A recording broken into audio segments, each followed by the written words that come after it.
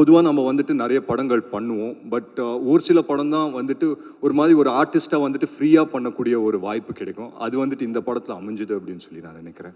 So நான் இந்த படத்தில் இருக்கிறதுக்கு 2 முக்கியமான காரணம் இருக்குது. முதல் காரணம் வந்துட்டு நீங்கள் இந்த போஸ்டர்லேயே பார்த்தீங்கன்னா நிறைய ஸ்டாம்பிங்ஸ் இருக்குது. ஸோ ஜிவியோட 100வது படம், நான் சொன்ன மாதிரி எப்பவுமே சொல்லிட்டு இருப்பேன், ஜிவியோட 100வது படம் மிகப்பெரிய ஒரு மைல் ஸ்டோன்.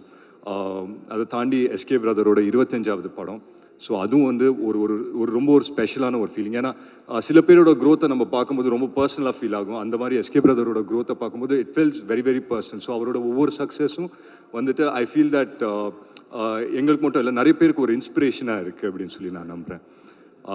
அதெல்லாம் தாண்டி என்னோட டியரஸ்ட் ஃப்ரெண்ட் அண்ட் எனக்கு ரொம்ப பிடிச்ச ஒரு டேரக்டர் சுதா மேம். ஸோ அவங்க வந்து இது சொல்லும்போது நான் கேட்டேன், இந்த கேரக்டர் எப்படி பண்ணலாம், இந்த மாதிரி ப்ளே பண்ணிட்டா அந்த மாதிரி ப்ளே பண்ணிட்டா அப்படின்னு சொல்லி கேட்கும்போது, நீ எதையும் பண்ணாத, உனக்கு எப்படி தோணுதோ உன்னோட நேச்சுரல் செல்ஃப் முன்னால் எப்படி பண்ண முடியுதோ பண்ணு அப்படின்னு சொல்லி சொன்னாங்க.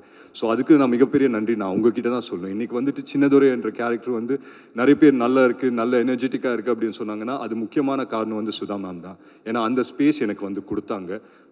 ஸோ ஒவ்வொரு விஷயமும் வந்துட்டு செட்டில் போய் நம்ம வந்து பண்ணும்போதும் ரொம்ப ஒரு நுணுக்கமாக பார்த்தோம் ஒவ்வொரு விஷயமும். But at the same time வந்து அந்த ஃப்ரீடம் இருந்தது. So it's very special to me. Dawn Pictures தயாரிப்பில் ரவி மோகன், சிவகார்த்திகேயன், அதர்வா, ஸ்ரீலீலா நடிப்பில் பராசக்தி வெற்றி நடை போடுகிறது.